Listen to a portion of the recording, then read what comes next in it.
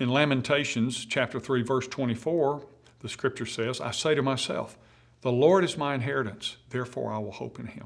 I recently read somewhere that self-help books are in a category on Amazon containing approximately 70,000 different titles. This is, of course, not to mention all the other media out there in the self-help genre: podcasts, courses, video series, conferences. Don't get me wrong, there's truth to be found in many self-help books. But there comes a time when you have to be honest with yourself and admit that as long as you're depending on yourself, self-help is almost always going to fall short of providing you with the kind of lasting change that you're really searching for. Where then can you turn? Well, throughout the scriptures, the phrase, "but God," appears over 32 different times. This signifies the power of divine intervention, even in the middle of human limitation.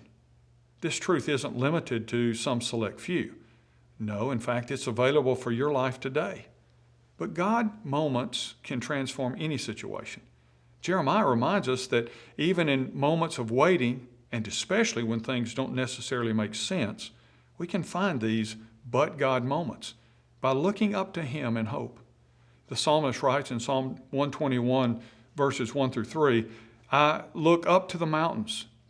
From whence does my help come? It comes from there.